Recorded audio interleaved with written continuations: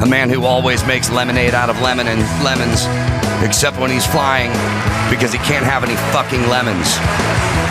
Adam Carolla. Yeah, get it on. Got to get it on. The choice we've got to mandate you get it on. Thanks for tuning in. Thanks for telling a friend. We love that about you, right, Gina Grad? That's right. Handball, Brian. Not Brian Bishop. Yeah, I did fly over the last few days, and I did order the yellow lemon, which I now say, which is it's corrected the lime thing quite a bit. I always feel a little weird saying yellow lemon. We can check the tape, but I think I was the one to suggest that because it sounded so crazy. But I'm like, dude, you gotta do something. Something's gotta give. That is credited to you. I now say it, and it works. But you sound insane, and they will be like, "What's wrong with that guy?" But you get what you want. Crazy guy in 6E wants a fucking yellow lemon. They don't judge your weird Sesame Street, the wheel on the school bus goes round and round. Red leather, yellow lemon.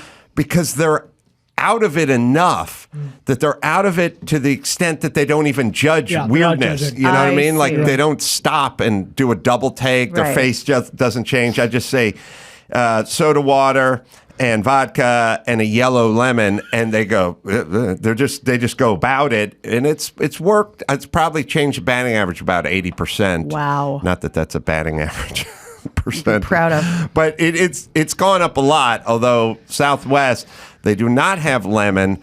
They have packets of the lime powder. No, lime powder. There's something about limes that have taken the place of lemons, and it's because they're cheaper or they can last longer on the shelf. I once said to somebody, how is it, and I haven't fully researched it, but this was an answer I got from a restaurateur or two. I said, how is it that passion fruit iced tea has taken the place of iced tea when people who order iced tea want iced tea, especially anyone over 40, or an Arnold Palmer, which has now been destroyed because they only have the passion fruit. It tastes disgusting. It's disgusting. But I was like, how did this happen? And someone gave me a story about the passion fruit being easier to make or lasting longer, clean, or not getting shelf moldy stable, or something in the pot or whatever. It's just, look, cheaper and easier is the direction that all companies and organizations and chain restaurants, if they can shave a couple of shekels off the bottom line times a billion. With the shekels. Couple shekels. If they can do it, then they'll do it. And somehow lemons are gone from the flight, but lime powder has now taken its spot. I just Googled, are limes cheaper than lemons? And the first thing that comes up from a website called Thrive Cuisine, lemons are the perfect example of a fruit that tends to be pretty pricey. What's more, a lot of recipes call for use of lemons, so discovering their steep costs is disheartening. Limes, on the other hand, are very cheap. Yeah, if the powder is a few cents less per gross, of course they're going to go with it. Yeah. That's what we got. Now, speaking of flights, Mike August is not got the Blarney Stone up his ass when it comes to flying. Not again. He's cursed. He's still in Vegas. He's walking home. He's by Bakersfield now. Mike August is cursed when it comes to flying. He literally every other flight there's an issue. I mean, he is an abysmal batting average when it comes to on-time departures. The pilot stuck in the bathroom really encapsulates what you're talking about, because that is not as of his own making. He's not late for the flight. He's not returning a rental car. That was pilot in the bathroom. That was awesome. He's got a lot of stuff not working his way now. But then the question is what happens when you have to fly with Mike? Oh, does it rub off? Is this juju going to be enough to ground you? Well, I had 2 flights with Mike to Las Vegas and back, Southwest, Burbank. First flight, Wednesday night out of Burbank and Southwest, we walked in. It was delayed. It was only delayed like 20, 25 minutes or something, but there was a flight delay. So it wasn't, if you're keeping score, it was not a clean, 9:30 p.m. You board at 9 p.m.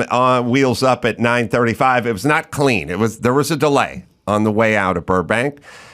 one of the last flights of the night, so it is to be expected sometimes that there's a delay in that flight. Coming home from Vegas, Mike did, and it's my fault, because whenever I have, when I have the feeling, like I said to Mike, when we were coming back from the club and going back, we'd worked all day Wednesday, and I literally had a corporate thing in the morning and then a corporate thing in the evening, and then Wise Guys. And then wind down with a live performance. Yes, with a live performance. It came back to the hotel. That's dessert. Yeah. And I said to, it was a 10 p.m. show, and we had a morning departure. And I said to Mike, what time are we leaving tomorrow? And he said, 9:30 is when we leave. And I said, oh, I thought it was a little bit earlier, which meant now it's always time to stop. It's always time to Everyone stop. double check. When I go, oh, I thought it was earlier, but Mike's got the thing on his phone. So he tells me 9:30. So then he says, now obviously it's midnight. We've all been working. He and I have been working all day, although he's been eating and watching TV. That's working. Yeah. But we would like to, so they say, they got a 9:30 flight. We'll send the car at 8. And there's this kind of, we'll send the car at 8. And Mike goes, yeah, it's only going to take us about 10 minutes to get from here to the airport. Let's just meet down at 8:15. I said, yeah, all right, 8:15. So meet Mike in the lobby, 8:15 on Thursday morning, and he says, the flight's 9:15. It's not 9:30, which is, my feeling was, I thought it was a little earlier, but okay. So now it's been shaved on both sides. Now he's figured this out. So now we're standing in the lobby, and it is 8:15. And it's never 10 minutes to the airport. Yeah. So we go. Also, does anyone, I want to know everyone's batting average on when you tell the driver, we're in a hurry. Like, really, don't spare the horses. It has either no effect or the opposite effect in my world. So let me tell you, this guy. So Mike, we come down. First off, we walk through an endless casino lobby hotel. And we hit the street. It is well beyond 8:15 at this point. It's like 8:22 or something. Flight is 9:15. So we're cutting it close. So the guy's standing there and throwing the stuff in the back of the Denali, and Mike goes, we're running late. Can you really, hit it, push it? And the guy's like, okay. Although he's from Peru or something, and a dwarf, and it's never. He gets into the car, the driver. So we do the, don't open the door, just jump in. Let's go. We jump in. He sits down, the driver, and the very first thing he does as he starts putting on, not driving gloves, snow gloves, winter snow gloves. Inside Las now, Vegas. It's cool-ish outside, but he doesn't wear the gloves outside. He gets inside of the car and starts pulling on a snow glove. This is confusing. A nappy wool thick snow glove. And we're sitting there, we're not even going anywhere. He's just, let me get the gloves, let me get the mittens on. And I'm like, this is so the opposite of what we just asked for. Yeah. The car's 72 degrees, leather steering wheel. It's a brand new, loaded Chevy, Yukon, whatever. Now he's got to put the snow gloves on, which I mean, we're not going anywhere. And he then proceeds to, he's doing that thing where you're driving and cars are whizzing by. I was like, Mike, it's your fault for telling him we're in a hurry and to drive high. It made no difference. The other thing that should be the tell when you tell people this stuff, like you're in a hurry, they don't respond. They don't snap to it. I wouldn't, but they don't say anything. Aye, sir. I'd be like, what time's your flight? Yeah. Oh, okay. All right. Well, I'm not going to run any red lights, but I'll see what I can do. There's just it's unclear whether they heard. I don't think he did, judging by him putting on the snow mittens before we took off. So then This is my number one lament for Uber and Lyft. I don't know if that was an Uber or a Lyft, but I've tweeted, I've talked about it on the show. There needs to be an I'm in a hurry button. Like, I am making a flight, I'm late for dinner, whatever it is, haul ass. Like, keep up with traffic. Don't run into red lights, like you said, but keep up with traffic. And if shit goes south, you check the box that you'll pay their ticket. Yeah. Well, Chris, go grab me my phone because I took a picture. I just realized I took a picture of the guy's mittens. Of course you did. Were you sitting in front? No, I'm sitting in back. And so we get there, and we get there about 10, 12, or whatever. It's tight, but it's crunch time. We're doing okay. Mike is frustrated because we're going to the kiosk to get the boarding passes. And he tears mine in half. Oh, boy. When he's in such a hurry to like pull it out of the machine, it snaps in half. So we get to clear. Not legal tender. We get to clear. Well, it's called clear, but this is unclear. We're in uncharted area. It's a boarding pass that is cut literally down the middle, just split into two pieces. So we get to clear, and the guy in clear goes, I don't know if this is going to work. Never seen this before. You can still scan it and everything. It's just cut in half. So then he goes, why don't you just go to these kiosks here and reprint it? And, of course, there's two of them. Mike hits up both of them just to see. They both have just a spinning wheel the whole time, and they come up not out of service.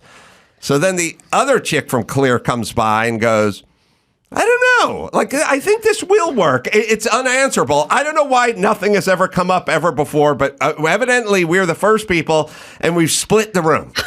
Half the people go, this will work. You have both halves. Just show it to them. And the other half goes, this is torn in half. This is not going to work. Right.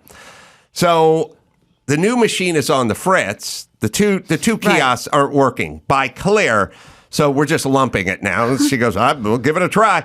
We went through and it worked. Went through security, hustled it down, McCarran, Southwest. You know, it was one of those things where our gate was C5 and we turned the corner and we're at C31. That's always my move. You have 2 miles down this corridor. So we're hustling and half full flight, Southwest, 9:15, make it. Get on the plane, plenty of room, seat open between us because it's half full, and we made it. And we sit down, and we're not going anywhere for 10 minutes. And I'm saying to Mike, shouldn't we be pushing off at this point? And here comes the pilot. Oh, Jesus. Got a screw loose in the aileron. What's that? That's what Mike said. I said, it's the control surface on the wing that literally makes the plane turn right and left. Better than a tray table. And he's like, this plane's not going anywhere. And we can all get off the plane, and then we can see if we can find another plane at some point. And I was like, wow, Mike, this is it. I've had some delays. I've had we're last in line to taxi. I've had some little issues, but it has been a long time or ever since they went, get off the plane. This plane is decommissioned. August is like, this is a fucking Tuesday for me. August, stay on the plane. Literally, Mike and I had to go off the plane, and now, and it's always against the backdrop of, thank God we were hustling and sweating and yelling at the driver. Now we're not going anywhere. Got to find another plane. Got to see, Mike's talking about maybe we'll go to LAX and then we'll Uber back to Burbank or something. All right. How long did it take to get a new plane? What was the total on the ground for you? At least there's slot machines. True. They miraculously had another plane that came in from Ontario moments later that they were going to dedicate to this flight, and the whole thing was an hour. Just bumped us 1 hour. That's all. We should be grateful, but on the other hand, it's still Mike's fault, right? Of course.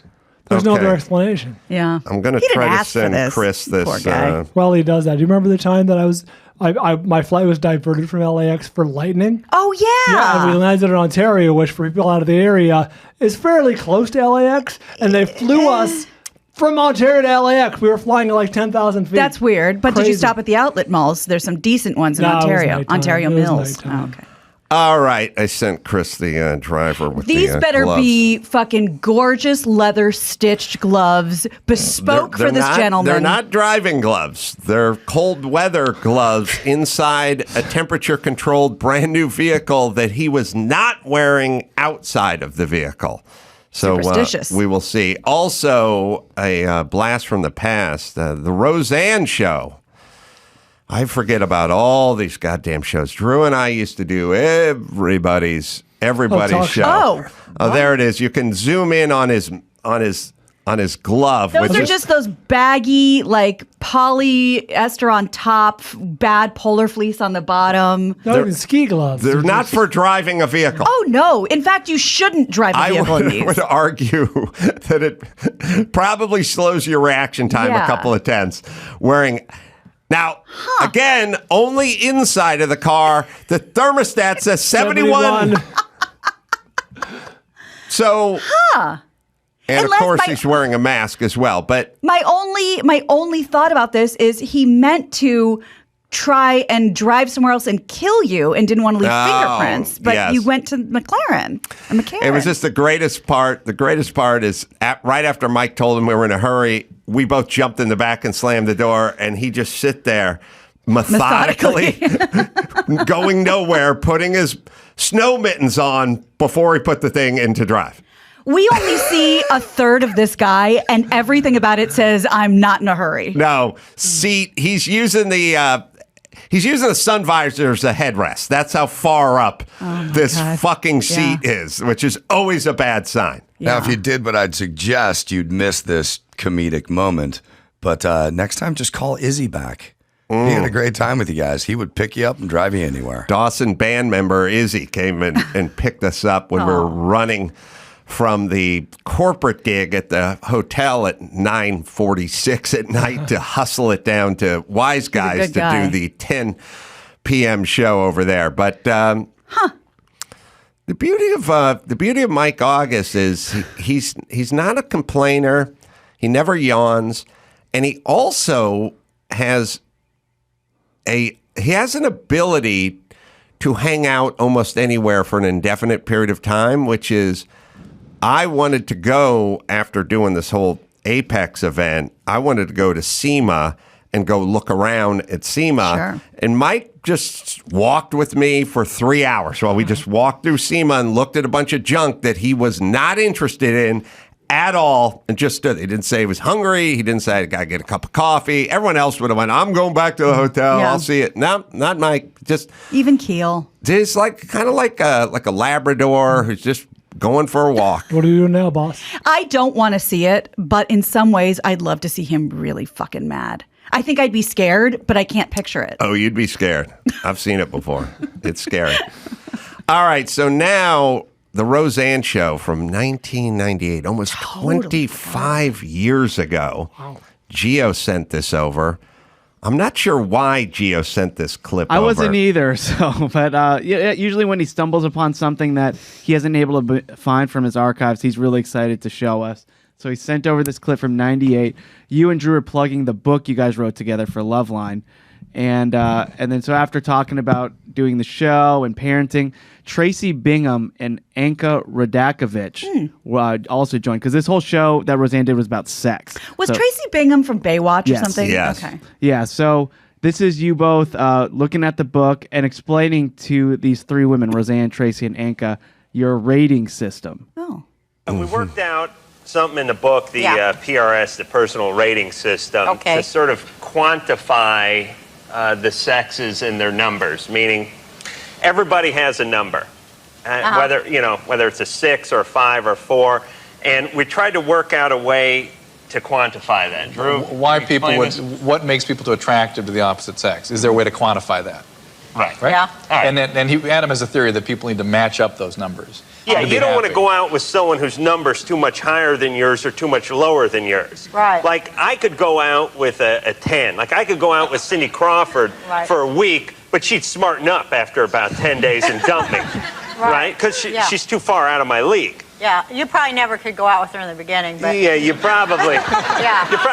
You're probably right. I'm kidding. I know you're right. I'm But kidding. hypothetically, you want to go out with someone who's just a notch above you. Yeah. All right. You have 2 minutes. You guys can do us then. We'll just give you the. Okay, so what do we do? We'll give you the male version. Okay. It's 1 through 10. Yeah. Scale of 10. Scale of 1 through 10. Yeah. There's four questions, and Okay. you just give us a number 1 All through right. 10. First, looks. That's just straightforward. Give Drew a number. Give me a number. Let's not look. Make it fast. All right. Second, personality. And forget about all the mean things I said about your kids, please. Let's put our differences aside for this one. All right. 1 through 10. Sense of humor and intelligence. Now, that is 1 through 5 on each of them. What do you mean? Combination of 10. Intelligence, 5 points. Sense of humor and intelligence. 5 Yeah. points intelligence, 5 points sense of humor. Scale Right. of 5 each of those. Right. All right. You could get a 4 and a 3 or 2 and a 2. And last one is position. Are you an admiral? Are you a celebrity? Are you a doctor? Are you an attorney? Are you the president of the United States? And it's a subjective position thing, in too. life. How that position ranks for you. What does that mean? I don't get it. Meaning women are All right, attracted hold on. to... What? Pretty clear. What doesn't she get about your position? I didn't realize Chelsea Handler stole Roseanne's whole bit. What do you mean? What is that? Yeah, I don't get it. What do you mean? Like for a guy, one guy's a doctor, the other guy's a garbage man. You're going to have to elaborate. I don't get it.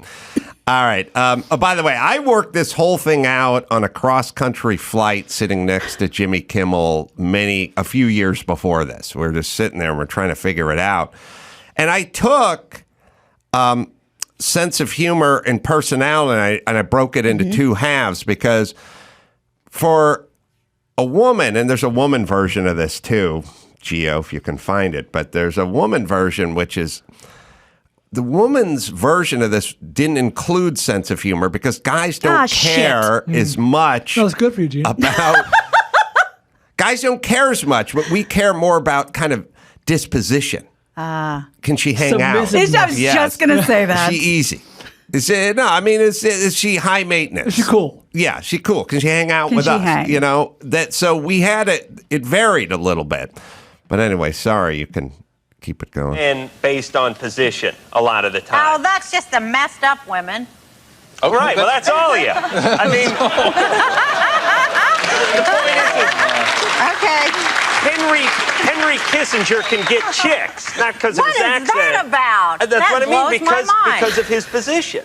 Oh, power is an position. There she aphrodisiac, you goes. said. Yeah, a guy who's an attorney, a guy who's a doctor, he does better, Yeah, right? I guess so. All right, so It First time doesn't, you occurred to her. work like that for Hold women. on. I don't what is this a bizarre notion that women will date a guy who, Lyle Lovett gets a lot of tail. Julia Roberts. Yes, he's not a great looking guy, Notice but he's the up on models stage. don't have questions. Yes. But I think Roseanne's trying to be relatable. Like, who would ever think that? I think she's also trying to stir it up. I think that was a big thing in the 90s. Yes, Yeah, stir it up. Right. Sorry. It's like, is that why I always Janet end Reno up gets getting a turned on to the bonus. bartender? what's that? I always go for the bartender. Well, that's the opposite That's of free that booze, theory. so that's different. and all the maraschino cherries you can eat. All right, so do you get a score for us? because I don't think a guy's position matters. I Yeah, think but it's you're like, a big celebrity. You got tons of money. You're I a never celebrity did before I was a yourself. celebrity. It's You would like, have been more But attractive. then you would rank our position very low. If it doesn't Okay. mean anything to you, then Thank you'd rank you. it as a Okay, low, as a low one. number. But it could be. All right, hold on a second. But this is up there with Bonaducci going, I always tip the guy at the Home Depot. It's like, no, you don't. Prove it. I never cared about a guy who, Sure. Roseanne, when you were piss poor living in a trailer in Utah, was it a little bit tempting to go out with a guy who could buy dinner every night Right. or pay for a vacation or something? Or it was just neither here nor there, whether this guy was Or just, you're repulsed by it. just a dog catcher versus an attorney. Nothing? All right.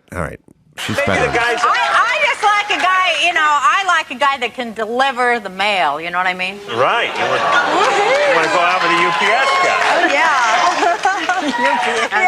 All right. So you take those four. Okay. You add them up, and then you divide by 4. Oh, jeez. I didn't know we had to do math. I can't add. What'd you give Drew in the looks department? I gave you both a 9. Gave us both. Now, don't be fair. Yeah, They're cute. Very cute. What'd you give them? A 9. She gave them both a 9. I gave them both 9. What'd you give us in the personality department? 9. I said 10. Woo! Yeah, I do. I think you both have great personality. This ain't 1 to 20, sister. This is No. all right, so we both have 19 now? Yeah. Drew got a 10 in the personality department? Okay, sense of humor. Good. 3. I give you both a 3. Out of 5. Wasn't it out of 5? Out of 5. Sense of humor. He owes a sense of humor. No, he's funny too, but just in a drier way. All right, so are we tied now? Yeah. I guess you're tied on We're tied all the mine. way. All right, Tied all the way. position. No, he's a doctor. I give you both the 1 on the position. But he's a It doesn't matter, doctor. Roseanne. I don't He's a care. doctor with a TV and a radio I show. don't care. All right. But by the way, it's like you can't do things with people because they won't go along. First off, don't give us the exact same score on all 4 things. That is, first, I'm a comedian. He's a physician. There's going to be some variables. I'm a brunette. He's a blonde. It's just, give us... You fucked up the segment by giving us the same score all the way down. Number 1. Just to keep it interesting, change it up. Number 2, in terms of position, you have a physician who's on TV. That doesn't get you up to a 2? And then what is a 1? What examples of 1? Doesn't have a job. Works for his dad. Inmate. Recently fired from the hospital and the television station. Right. What is? Why do we both get a 1? Well, but that's her way of saying she's above that question. Remember? I don't like that. I don't care about that. Oh, man. All right. Let me hit a quick spot here, and then we'll continue on with this. Simply Safe over the holidays, burglaries and package thefts. Well, they spike. Our friends at Simply Safe Home Security are offering 50% off their award-winning security system.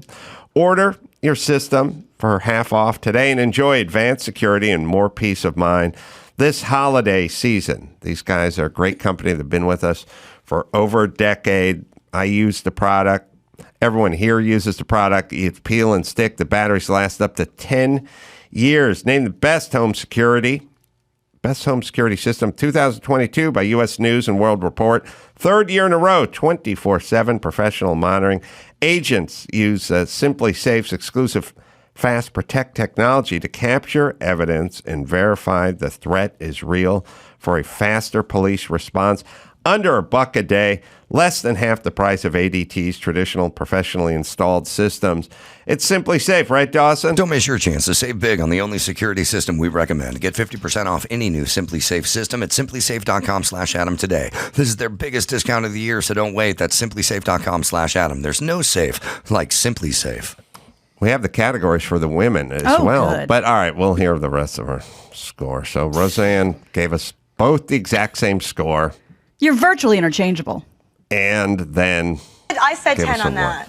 For both? Oh, yeah, absolutely. Well, you got to go back. Sorry. Who's the 5 chick in seconds. the middle? She a model or something? You guys, Anko Radakovich. She's a 90s sex commentator. Okay. you guys Yeah, forget. she's been on Loveline a couple There's times. been these people that you think are, you haven't, these folks that pop up periodically now, Greta Thunberg and stuff like that. They've been around for years. The person pops up. I'm an expert and blah blah blah. Then they get a few spins somewhere and they get on a few panels and stuff, and then 20 years goes by and you're like, who's that? In the 90s, there were a lot of self-styled sexperts. Right, sexperts. Yeah, they're like the women and the rules, and they come on That's Bill right, the Maher's show rules. and talk about the rules and Yeah, no about the kissing before the 17th date. It's just got a lot of, and they get they get a little heat, and then they just kind of go away. Tied all the way. Position. No, he's a doctor. I give you both the 1 on the position. But he's a It doesn't matter, doctor. Roseanne. I don't He's a care. doctor with a TV and a radio I show. don't care. I said 10 on that. For both? Oh, yeah, absolutely. But Yeah. we score the same, and everybody's... Supposed to get a 5. You must have the greatest fake Well, I thought this was orgasm in the world. Can you imagine how good she could fake an orgasm? pins for everything. I know, but I really like you guys. Can you tell the difference? All right. Anyway, everyone just gave us the same score for everything, which completely nullified the experiment. But Traci Bingham gave you guys a real nice score. That's true. Come on. Listen, God love Traci. I should have asked her out, but 10's all the way across the board. But again, you know the purest form of judging is? The dunk competition for the NBA. Okay. They don't just go tens. Tens for everyone. Tens for everyone. It's not, if you're going to just hand out the tens, then you're just running for office at that point. All right. Do we have the female categories? Yeah. So this is the same thing. It's 4 categories, and you divide by 4. So first off, body is 10 points. Face, 10 points. Oh, we broke it. I broke it up. Yeah, and you explain, hey, I know this sounds cruel, but these are the yardsticks guys use, and they definitely break women's looks into these 2 categories. Next up, personality. It's who they are, what their beliefs are, what have you. It's not broken up like for men. Intelligence and sense of humor are included in personality. And lastly, manageability. Christ. Ease of maintenance. How difficult are you? Would you let him go bowling with the guys? All right. So those are the 4. Gina, I don't know how this happened. You scored 50. That's mathematically impossible. Oh my God. Here you are. Well, at least get a 10 in manageability. We broke, well, when you say it with that tone, you get knocked down to a 7. So we broke the women into 2 categories in the looks department and the guys into 2 categories in the personality versus sense of humor department. You also gave a couple extra litmus tests for how difficult a female is. So that'd be good. Yeah, so the first one, ordering at a restaurant. Fair. Yeah, can you just look at a menu, point at what you want, and order it without giving the waiter the 3rd degree? I'll tell you where it hits home. When they start inventing their own salad dressing. Like they go, we got blue cheese, we got Italian. Oh, I have an idea. Vinegar, zesty Italian, Could you take ranch. a little bit of the zesty Italian and just put, I'm talking a half Hold a on, teaspoon. you missed the first part. The first part is you have to ask for something they didn't mention. Oh. So I name off the top 5 salad dressings, and then you name a 6th that I didn't mention. And so do you have the green goddess? I'll have that. No, we like I said, we have ranch, we have Thousand Island, we have honey Dijon, and we have Roquefort, and we have the balsamic. So just to be sure, no green goddess. Just to be sure. I could check, but I don't. Can you ask the chef? And if he says no, which is weird because who doesn't have green goddess? He doesn't speak English. Can you, how about, why don't you take a little bit of Caesar? You have Caesar? Yeah, we have Caesar. Okay, great. Take a little bit of Caesar, mix in half a teaspoon of ranch, and then I'm talking like a, you know what a tincture is? Do you know what a tincture is? I'll just grab the spice rack and bring it to the table, and then you can get out a Bunsen burner and make your own fucking... No, I don't want to be in any trouble. I know, but we're into that. We've crossed that. Just like an eyedropper of Italian, and that's it. I know, so... Sorry, go ahead, Chris. And then the other litmus test is pornography. Can you find a hustler between the mattress and box spring in your boyfriend's bedroom or on your husband's side of the bed and not spin out? Can you not look at this as cheating? I'm sorry, I don't mean to be willfully obtuse, but I was listening to a true crime podcast because, of course, I was, and it was real hard to feel bad for this chick because she said that her boyfriend was cheating on her. I was like, oh, I gotta hear it. He was looking at porn. Was he reading the comics in Hustler? But I was like, what? I must have missed something. So was it before or after he looked at porn that he cheated on you? I was truly confused. Is that... the reason it's in the book is because some women truly don't give a shit, and some women take a hard stance. And I don't know why. And it doesn't necessarily permeate the rest of their life. It's not like, well, that chick's a Jehovah's Witness and she's going to have a big problem. It's a wiring. Yeah. Quite the opposite sometimes. Some Salt women Lake City just fucking look at it as some sort of replacement, and others are like, good, or I'll join in, or who cares? No. It's none of my business. I have screen calls from people whose either boyfriend or girlfriend, one or the other, looked at looking at porn as cheating. I kind of feel like you have to call it something else. You can't call it cheating. Yes, I completely agree. Well, I mean, these days, like I talk to a lot of girls who say like OnlyFans is cheating too. What do you think about that? Like people who That's like, subscribe and interesting. get like Because you're That's interactive. Yeah, That it's is an interactive. interesting gray area. I would say that most people, given their druthers, it's sort of like my argument with kids smoking pot. Your kid smoking pot. You know, people go, pot's not bad, and a lot of people use it for relaxation. And you say pot's bad, but I use pot, and I'm successful, and blah blah blah. And I just go, would you want your kid smoking pot or not? You just have a choice. You just have a choice, and the answer is no. I don't care that much, but you give me a binary choice. Say no. I would say most people, they said, would you want your man looking at pornography? It's just yes or no. You'd probably just get no. Yeah. But then the question is how much do you care? And then what's he looking at? And I agree. Once they start interacting with people, we're getting into a little different territory here. Yeah. I do look at that. That's a pseudo relationship. It is weird. I never got it. I never got the phone sex lines, call and talk to him. Talk to him about the Holocaust. Talk about, think about that, with Tom Arnold, everybody. I was there. Yeah. So I never got that. I never got really the interaction part of it. It just seemed, I don't really even get the rub and tug, although I do intellectually understand it. It just was never my thing. Some guys, that's a thing. Okay, would you rather do unlimited champagne room lap dances with no finish, or rub and tug, just business, and then you walk out? Because those are the opposite sides of the same coin to me. Rub and tug's cheaper.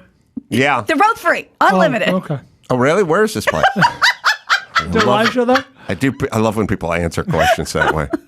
Like, would you rather have the build up fantasy to nothing, or just the transactional rub and tug? I would go with the champagne room based on my history of logging many hours in the champagne room versus 0 with the rub and tug, with the brief stop in Houston where I wasn't sure what the woman was doing, but she seemed to smack my dick a couple times, which I don't know the secret handshake, so I didn't know how to respond. Right. You know what I'm saying? Yeah.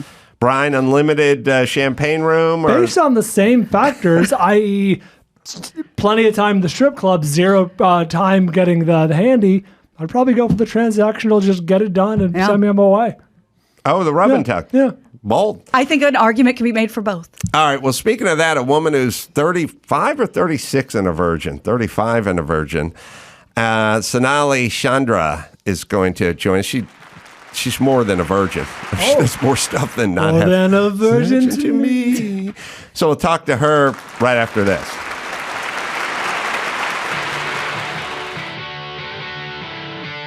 It's time to check Adam's voicemail. Hey, Ace Man. In terms of two things that sound the same but are totally different, getting flayed versus getting filleted. Get along. You can leave us a message at 888-634-1744. Sonali Chandra. Am I saying that right? Close. Sonali Chandra. Oh, Sonali. Sonali. Sonali. It means golden, like the golden state of California. I don't know what Adam means. I don't think my parents thought about that too much. Got a website, sonalichandra.com, and 5 guys a week. You can watch her episode streaming now on lifetime.com. 5 guys a week. Let's explain the concept. It's a 20-episode series. I'm episode number 14. A single lady invites 5 guys to move in with her, and in the same week, she lives with and dates 5 guys simultaneously. And as the week progresses, she kicks out 1 guy at a time. And at the end of the week, she picks a winner. So I did that. Yeah. Now, I've heard that when they find out you're a virgin, some guys aren't interested. All guys aren't. Goes to me. Yes. But I would have. So then here's the rub and tug of this, which is a virgin sounds appealing, I think, to a lot of traditional guys. Yeah, right. But it also means they're going to join the ranks of guys who are not getting laid, too. Do you know what I'm saying? My grandmother said to me once, famously, you guys can only picture my grandmother saying this. Mm-hmm. She said to me once when she was old, she goes, in the old age homes, there's only like one guy for every 10 women. And that one guy, man, he's the cock of the walk, man. That guy gets them all. And I was like 23, and I was like, well, good. I got something to look forward to. And she said, you think you're going to be that one guy? Oh, God. You're going to be dead. That's really mean. That tracks for Grandma. Kid with the bitch. It's a supply and demand issue. Absolutely. Right. So on one hand, kind of nice that you're virgin. On the other hand, you may stay that way for a while I date you, right? Well, the plus side of being a virgin still at this age, I'm 35 years young, by the way. I've never had to worry about a UTI, an STD, or an accidental pregnancy. Okay. Mm-hmm. So I look at it in a good way. Mm-hmm. And plus severe heartbreak. Like, I've had heartbreaks in general repeatedly, but like I'm at a point in life where I can't have a one-night stand. It'll devastate me. I know that for a fact. Mm-hmm. I'm going to need a ring. I'm not desperate to get married, but I would like companionship. You don't need to get married. I'm not desperate to get married, but I would like companionship. But in order for that first time to happen, I do need a ring. So, an engagement ring. At least, yes. Some kind of ring. No, but marriage would be ideal. Do we need to get married first? I'm all about just. I don't even need a big wedding and all bridesmaids and all that hoopla. I just say, I'll just go to Vegas with the guy. I've never even been to Vegas. Right, so we do. Just get it one and done. I was just there. You want to hop back? Not with Mike. Because equipment won't work. But but you do want to wait until you're married. Correct. Uh-huh. Okay, at this point. Yes. All right. Well, it's kind of interesting, the heartbreak that we've all felt in life at different times with different relationships. Mm-hmm. For a woman is really cemented by the sex, I would say, and the guys to a lesser degree, but certainly. So it's like, how much could you get your heart broken by somebody you never were intimate with, I guess is the question. Chemically, I think you've lightened the load. Lowers the stakes. Less oxytocin. Yeah. Right. Mm-hmm. For me, I catch feelings very easily. Mm-hmm. One kiss is all it takes for me to fall in love. Yeah. If I emotionally connect with a guy, I'm already thinking about him nonstop. That's just me. So when you're you got the guys in the house, you're eliminating them. What are you looking for? We're keeping a theme, I guess, going for today's show. I'm looking for my soulmate, my one and only, a guy who is chivalrous, a chivalrous gentleman who is moral, ethical, ambitious, handsome, funny, has a great personality, is health oriented, and then also will just treat me like a queen. What are some deal breakers? You open this up to Gina. Like, you can't see woman can't see a guy being mean to a pet. Yeah. Oh, right. Well, I've never had any pets. That's another thing. So, okay, deal breakers: smoking, anything. Like, I've never smoked cigarettes. I've never done weed. I can't imagine kissing a guy who smokes anything. A pipe, a cigar. Yeah, bongs. For me, Swisher Sweets. No, thank you. Hard pass. Right. Smoking, drugs, infidelity, lying. Those are huge deal breakers. Halitosis, bad breath. And also, like, I'm all about health and wellness. If the guy snores, that's not an absolute deal breaker, but I'm going to need my beauty sleep. And so snoring could be a huge disturbance. And so just for his own health, I would think he'd want to get the snoring fixed because that's a nasal blockage issue. True. That's an apnea. Yes, exactly. Mm-hmm. Yeah. And are you willing to compromise on any of these things? Because this could slow the process down. I don't know what I could compromise on. I think those are just regular standard preferences. And I would provide the same things in return. I would think any guy would have preferences and what he's looking for as well. Guys aren't ever asked to compromise. Why are women asked? Why are you asking me to compromise, Adam? If you listen, I just got back from Vegas. I saw quite a few couples that compromised. Mutually it's a two-way street, but I definitely saw some compromised couples strolling, waddling through that casino. When I meet the one, we'll talk then. Well, I just gave away a spoiler alert. I obviously didn't meet the one on 5 Guys a Week, but I hope audiences will still tune in. It's quite an adventure that I embarked upon. It's all caught on camera. You got there. Yes, exactly. I had never done anything like that off camera. I never had lived with a guy. I had never dated 5 guys at once. And then to do all that on camera, it was quite an experience, unlike anything I had ever done before. What's your age range? You date guys your own age? More or less? In the past, always my age or more.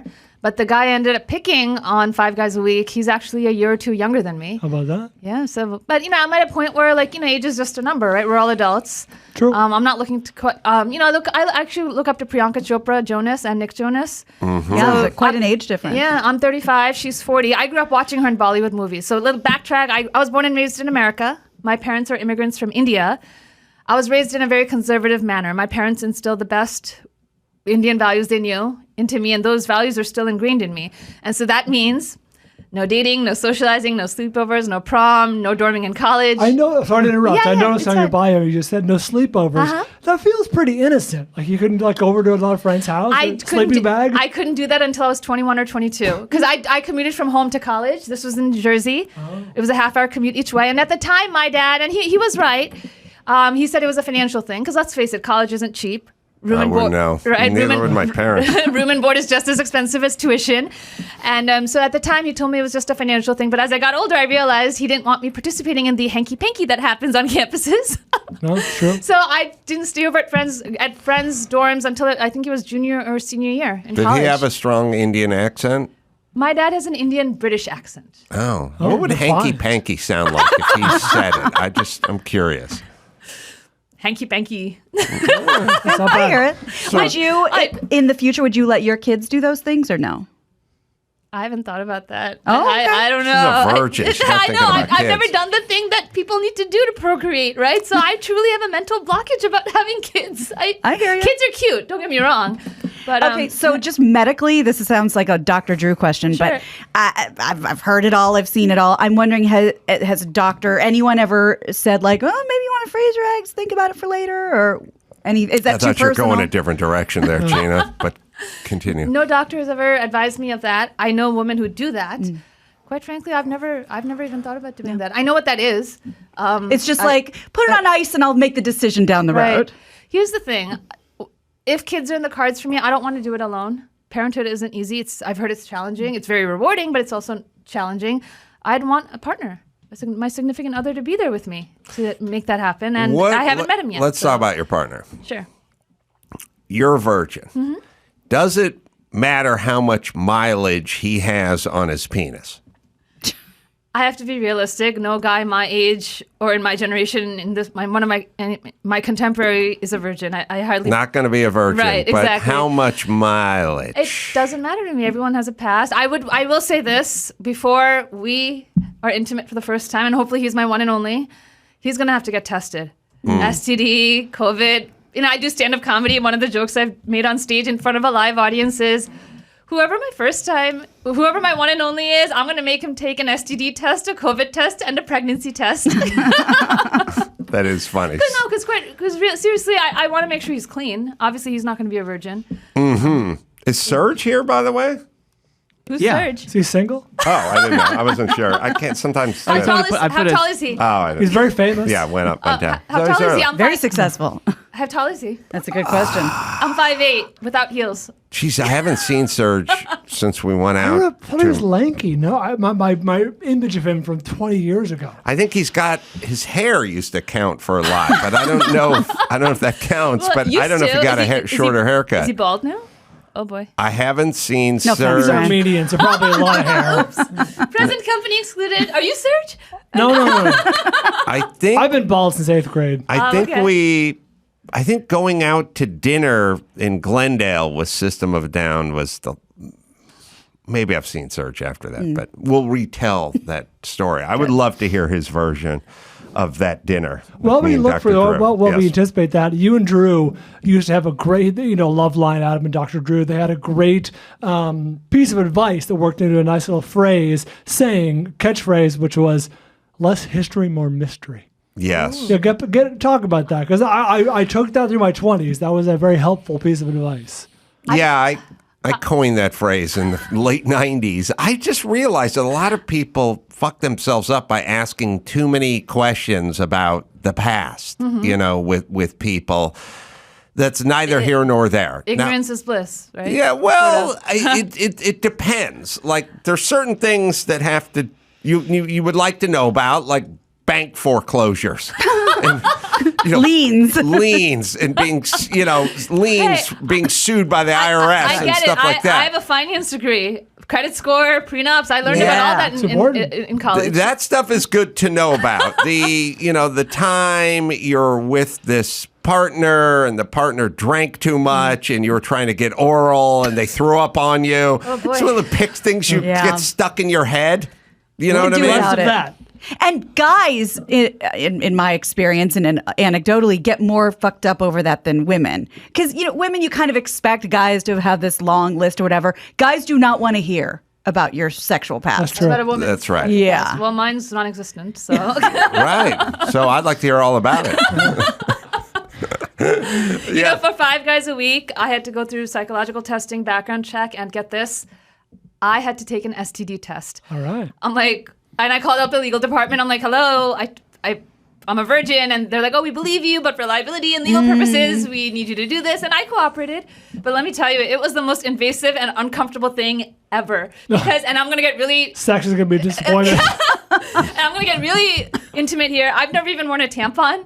Oh. So to do it wasn't just the blood test. It was everything, the Q-tip. And scrape you. Yeah, I did it. Everything was negative, but... Yeah. No tampon, just pads? Correct. For a reason? That's how my mother raised me. I didn't use it. I went to the gynecologist before I used a tampon. I was 18 before I used a tampon. Oh. Because nobody explained it. I didn't know what to do with it. It didn't seem like it was for me. So I get that. Right. No, and Can one get by with a pad? I have for 35 years. Well, I'm 35 now. The Diva Cup or whatever. There's all kinds of things you could put in there.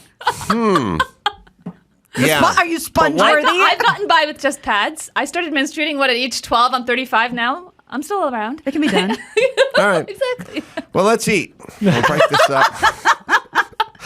Speaking of that, Chris, I don't know. Did any of you guys, as long as we're on gross talk, did anyone see that security camera of a guy who's running for a bathroom and he couldn't make it, ended up in a hall and then slipped in it? And yakety sax. I gotta say, I broke my own rule with that, which is I don't like people showing me. Oh yeah, you don't like that stuff. graphic. And Mike and I walked to a restaurant in Vegas at 4 PM, and we had to wait for our table.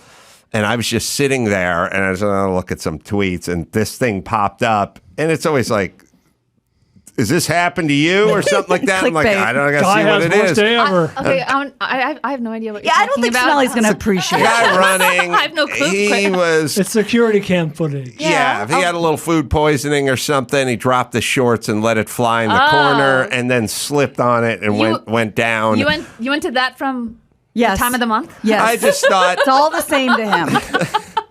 It's all down there. Not all the same. It's just as long as we're talking about bodily functions, we're on a theme. And then I started laughing. I was looking at it. I was like, when he slipped, I started laughing. And then I said to Mike, Mike, this is funny. You got to check it. And Mike's like, I'm ordering ossobuco in 10 minutes. Knock it off. And I was like, you're right. It's a departure for you. You're right. I broke my own rule. Yeah. But you know what? I'm man enough to admit it. Yeah. He doesn't like gross out stuff, but this was the exception. Oh, well. What it was the pratfall that made me laugh. It wasn't the gross out. I reacted to the guy slipping. Sorry. Oh, okay. Stand up. How much stand up are we doing? Whenever I'm lucky enough to get booked. I've always been told, though, before I pursued stand-up comedy that I'm witty and funny. Mm-hmm. So it just kind of happened by accident. I grew up watching Jay Leno. Well, how often are you booked a year? I'll phrase it a different way. I've been doing it a year, so I've been booked about 6-7 times now, right here in LA. Oh, you're doing at Flappers and stuff like that? Exactly. Mm-hmm. And so is this going to be the next sort of career direction for you? I'm loving it. Let's see where it goes. I am very ambitious. I'd love to have a special on Netflix or Hulu or HBO. Time will tell.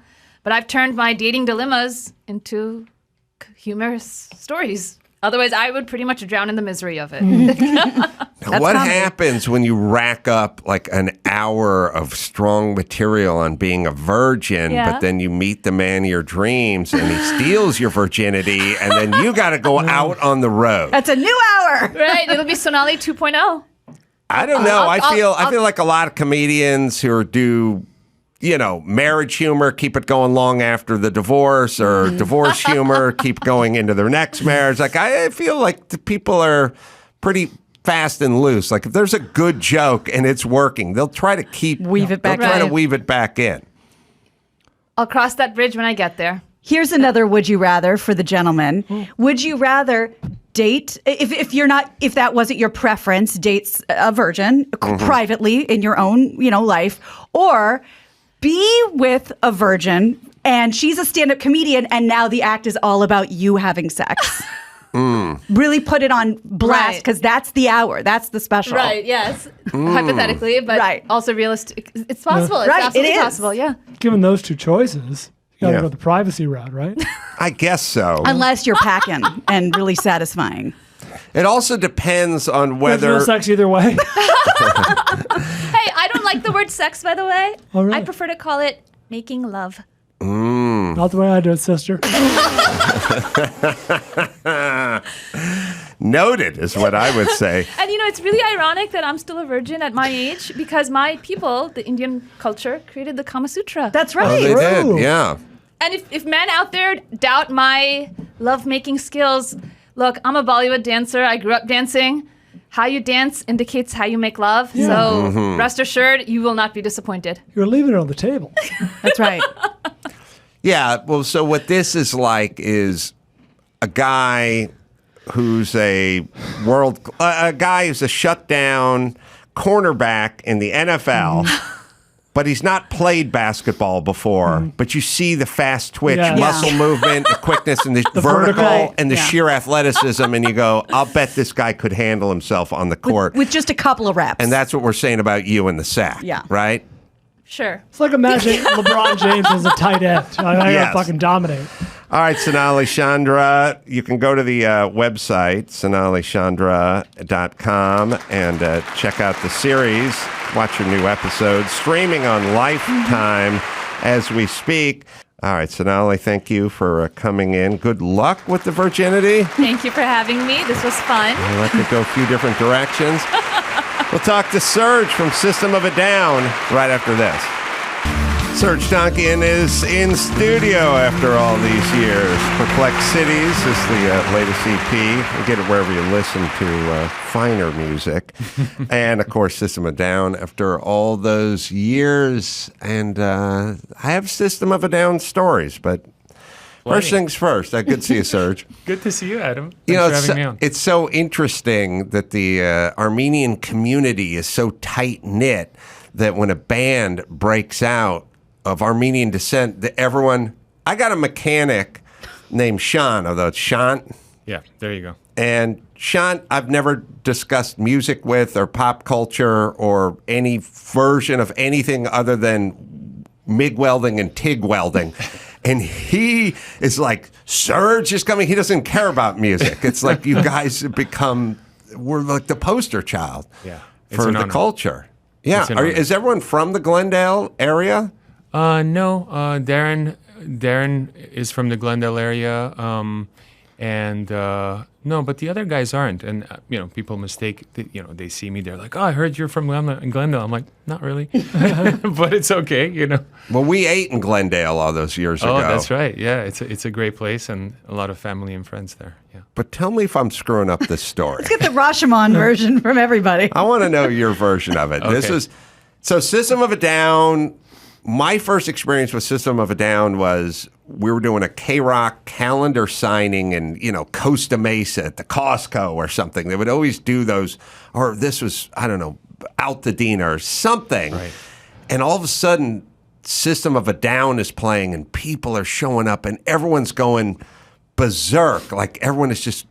It's one thing, it's one thing when you're tapping your foot and nodding your head, but this is not that. This is chaos. A crazed frenzy of sound and people literally going berserk. But it strikes me that it was a KROQ signing or event or something like that. Was- Does that sound was it? familiar? You know what sounds familiar? Were there police on horseback? Probably. Yeah. Or at least they were called at some point. Yeah. But it was outdoors, right? It was outdoors. The earliest outdoors gig I remember with system like that was radio involved was at Best Buy in Burbank. That could be it. That could be it. And there were police on horseback waiting. Like they were they were ready, and I was threatened with arrest that day. Really? For inciting. Oh my God. Even though I didn't incite anything, we just played our music. And, but it was a real phenomenon that you guys are too young to have experienced. But I was there where people were just energized and crazed, and it was just. So I think Drew and I were somewhere else signing calendars, but we took note of like what is going on over here. And then we became friends with the band, and they would come on Loveline, and at some point we end up in Glendale for dinner. Right. And this is System of a Down is taking Dr. Drew and Adam out to dinner. We had to, we have to cut out at 9:30 to go do Loveline, but we're going out with the boys. Did we go to Ruffy's Kebab? Was it Carousel? Or was it Carousel? Could have been Carousel in Glendale. So you guys, you know this food, you know the cuisine. And you're the toast of the town. So when System of a Down comes walking into your kebab restaurant, it's insanity. So we're sitting there and we're royalty. But you or John or I don't know who says you got to try this appetizer. There's an appetizer here. You've got to try. It's the best. It's probably John. He loves to force food. He's a food forcer and pornography on occasion. Pornography forcer? He takes a less aggressive posture with the pornography, but he still pushes it. Hey, he's my brother-in-law. Be careful. Be careful. He probably says you have to try this appetizer. It is the best. It's to die for. And the waiter comes by, and the waiter's excited because System of a Down, and to a lesser extent, Adam and Dr. Drew were sitting in his restaurant at his table, and John immediately goes, we need these. We need like 3 sets of these, orders of these appetizers. These guys are going to love it. And the guy goes, that's for takeout. It's the perfect joke, right? And John goes, yeah, all right, but just drop it off here. And he goes, I wish I could. I mean, I love you, but, We're huge fans. Yeah.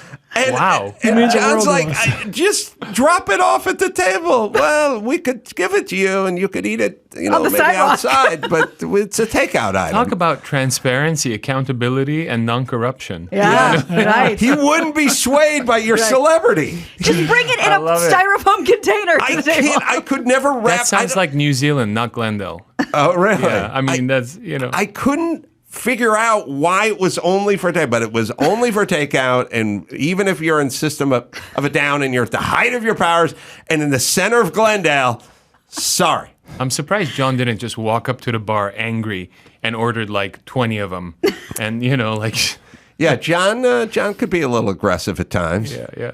I saw him impulsive. at the Jet Suite X lounge a few years ago. He lives in Vegas now? Part of the time, yeah. Back and forth. Back and forth. Yeah. And he's married to your sister? Is that correct? My sister-in-law. My wife's sister.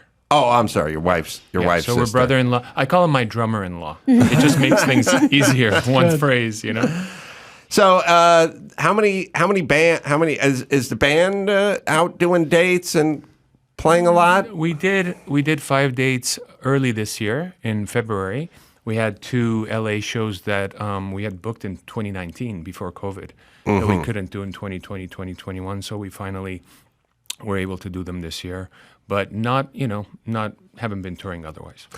How did the band come about? Did everyone know each other from like school or something? Actually, yeah, 3 out of, besides John, we all went to the same Armenian school in Hollywood, but, and they knew of me because I was older, but I didn't really know them at the time. But it was mostly through rehearsal situations. Like I was in one band, we would rehearse in North Hollywood, Burbank at various rehearsal studios, and Darren joined another band of friends, and we would share rehearsal space. And him and I became friends. And the serious guys continue. Everyone else just kind of dissipates over time. So Darren and I were the first ones to actually start collaborating before System. And we had a band called Soil before System. And we had another friend named Dave Hagopian, who was our bassist, and Domingo, this drummer, incredible drummer from Hawaii. And that lasted 8 months. And then System of a Down formed with Chavo. And then we had another drummer named Andy with Chavo. And then John's the latest one to join after. So was the band formed in 94? I would say 93, technically. 93. Yeah. And when I experienced System of a Down, must have been 97, 98. Mm-hmm. Like, it didn't take very long to be really successful. And maybe a lot of that was KROQ spinning it. And then once KROQ spun it, it'd go all over the nation. It was. KROQ had a huge part in it. We released our first record in 98, our self-titled debut. And it wasn't, we didn't really have a lot of radio at that time. I remember Jed the Fish played like Sugar on the radio. That was the first time I'd ever heard one of our songs on the radio at night. I was like stunned, And but at the time, it's very interesting. The story is really interesting, and Kevin knows this. Kevin Weatherly, at the program director at KROQ. And when we first came out, he was like, the music was so different than anything that was on the station, or any station for that matter. And he's like, this is really interesting and it's great, but I don't know if I could ever play it on the radio. A year later, we were the biggest band on KROQ, which is interesting how times change, music's change, curation, tastes change. And it's when the LA music scene really kind of popped on the commercial radio status.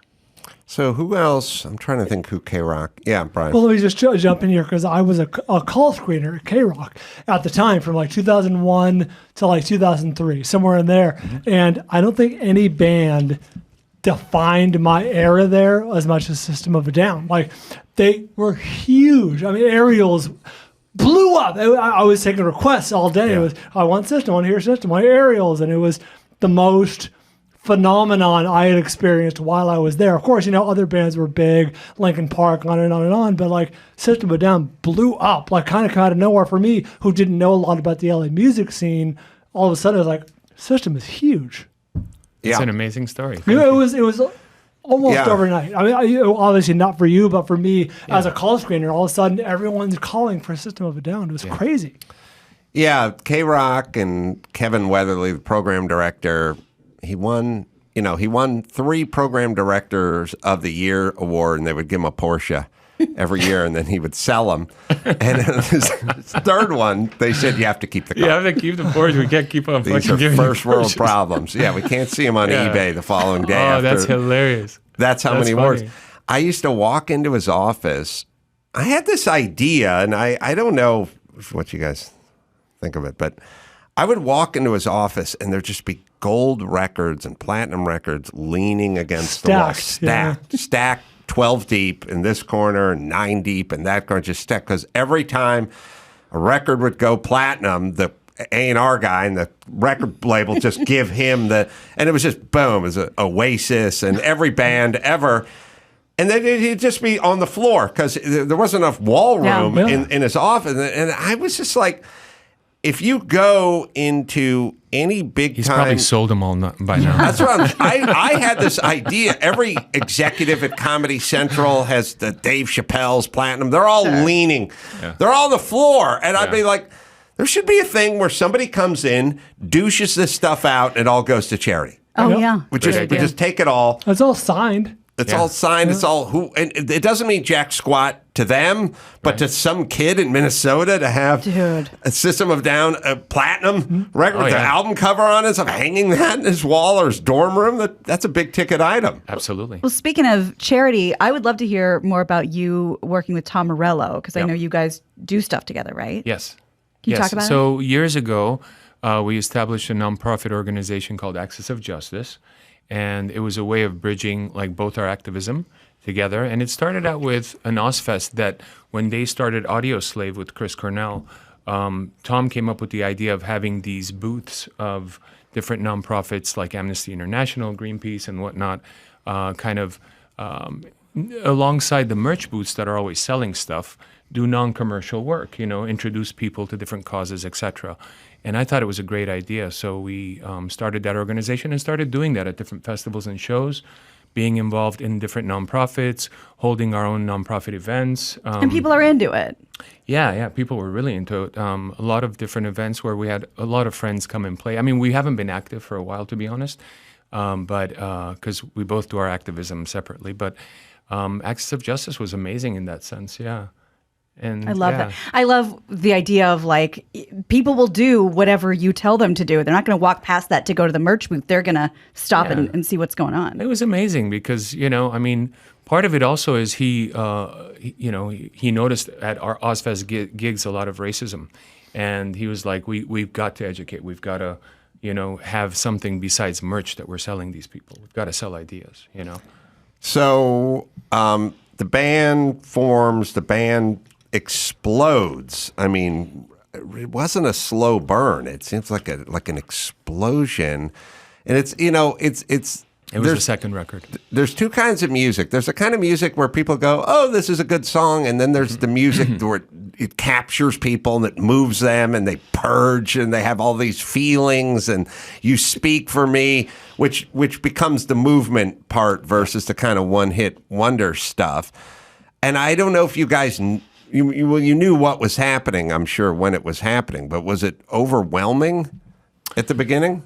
It's interesting. I've been talking about this recently that, so the record that really broke us commercially was Toxicity, our second record.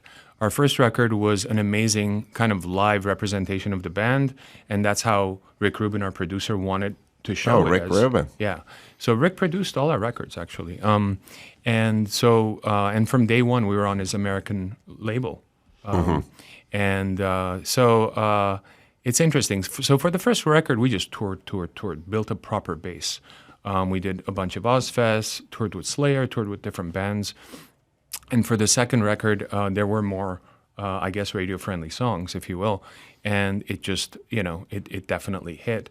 And at the time, instead of you would think as artists, we're like, wow, this is huge. This is amazing. This is changing our lives. We weren't worried about that. We were stressed out. And the reason we were stressed out is a number of reasons.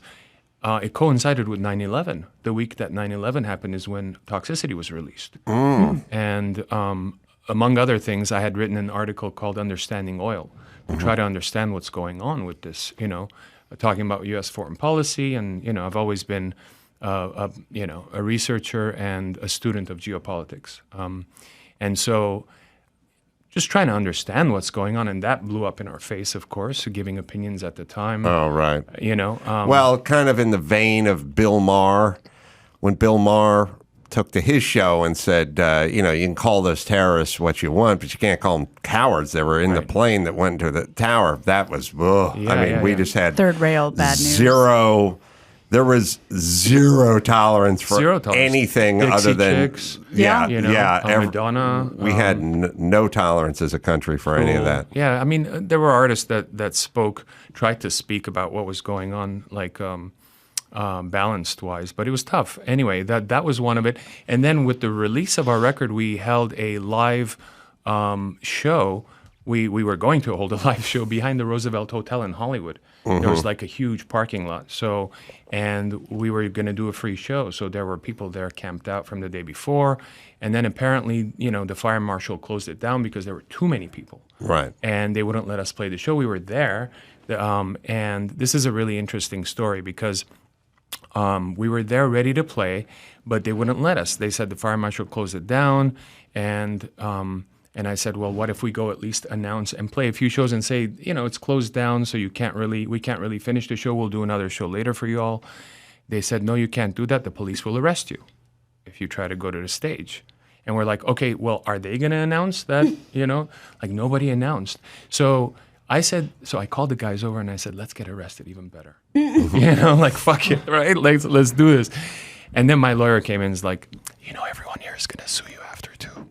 And I'm like, yeah, maybe not. But that turned into a riot because actually no one got up and announced, not the promoter, whoever was putting on the event, etc. No one announced that it wasn't going to happen. They literally pulled our banner down after people being there for, probably Camping staying out. overnight. Yeah. And there was like 10, 15,000 people there, and it just all mayhem broke loose. The hell did they think was going to happen? Didn't tell anybody what was going on. And then they blamed it on us, saying the band never showed up. Oh my God. Yeah. So we had to our manager got on TV and news and explaining that, look, we were there and the fire marshal closed it down. We couldn't go, etc.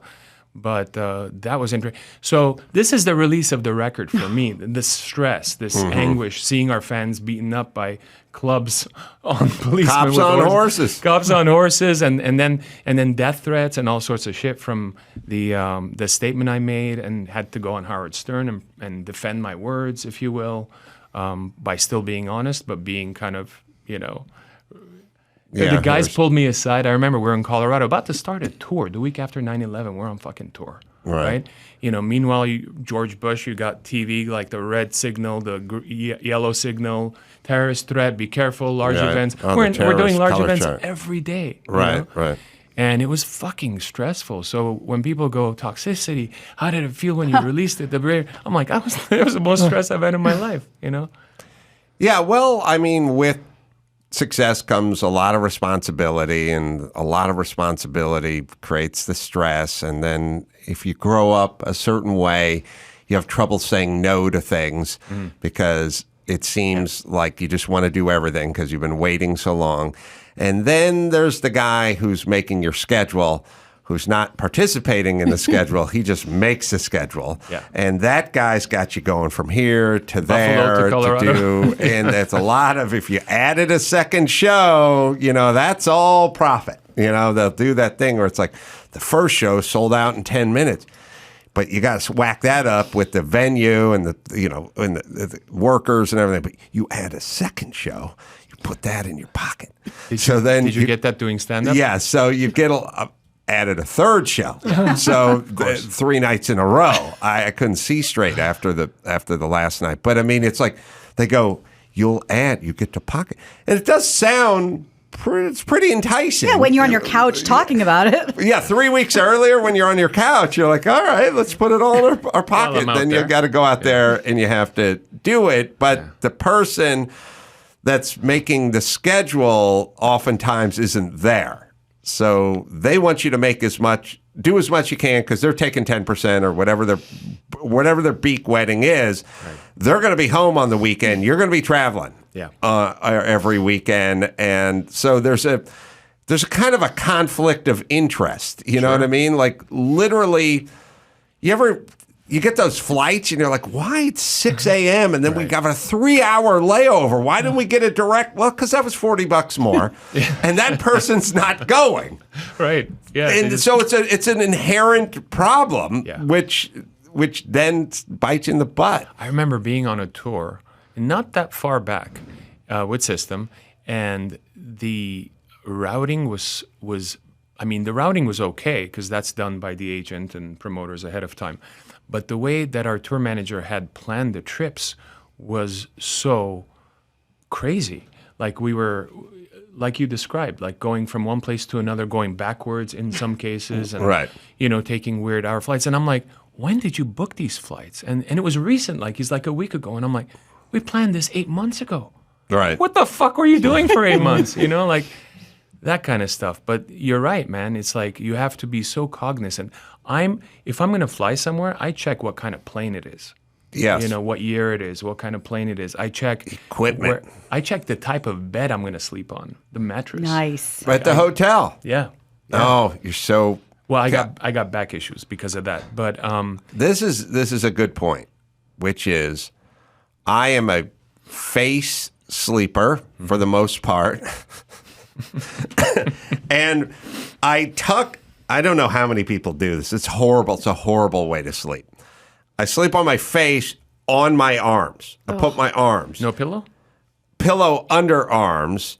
But I think what happened is when I was a kid, we talked about my accommodations on the porch growing up. Sure. The amenities. We didn't have an array of pillows at my house. And my mom had a lot of kooky ideas about microwaves, being bad for your brain and what was in white bread and, sitting too close to the TV set. There were many kooky 70s ideas. At some point, she'd gleaned that a pillow screwed up your posture or something. So if I either didn't have a pillow or the pillow I had was removed or something, and I made my own pillow out of my arms. I'd fold my arms and put my face on my arm pillow, and I got used to sleeping that way. I just got back from Vegas, stayed in a nice room. I travel with my own thin down pillow because it's got to be thin, because if it's big, I'm already on top of my arms and my head is bent backwards. Then you got posture problems. Tell me if you guys have experienced this, and it drives me nuts. Did not travel with my pillow. Didn't pack it. Screwed the pooch. Went to the room. 4 pillows. All extra large. Yeah. Like no variety. All just thick. Yeah. All bricks. All of them. And I'm like, you got 4 pillows. Why not the husky and the waif? Why not break it up? Nope. Just 3. And I just And you asked them, they didn't have any, probably. Or maybe. I didn't even ask. I was like, you should. I've been through this so many times where they're like, thin pillow? I've gone and bought pillows. After the hotel telling me they don't have a certain pillow, I'm like, no problem. I went and bought it because, they are important. I agree. I don't. You might need to fold up a towel I'm either next time. lazy or I have self-esteem issues or something, but I was like, just lump it. And I put my hands at my head was and cocked your neck up. hurt probably, yes. Huh? So you do a mattress check. I do a mattress check. Yeah, I had surgery last year on my back. I had something called an extrusion, which is when your disc leaks onto your nerve root and is not absorbed by your blood. So they have to go in and take it out.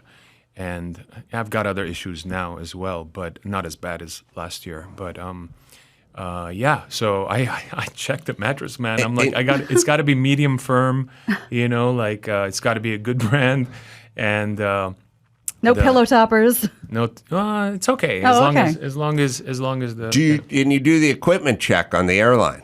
I do. I want to know how that goes. Oh, dude, there was this. I'm into this too. Yeah, but I've had it happen whoever used to book all my travel, Matt. Like I would go, what flight? What equipment is it? What? And he goes, it's an Airbus HA570. And then I'd go, what the fuck is that? What does that mean? Then they'd go, oh, I don't know. Let me check. And I'd go, because there is a difference between wide body or no body or back body. And if you look up each plane equipment, you actually see how many have fallen. And you actually see. Are you a nervous flyer? No. I've flown a lot, just like you have. But I like to know what I'm flying on.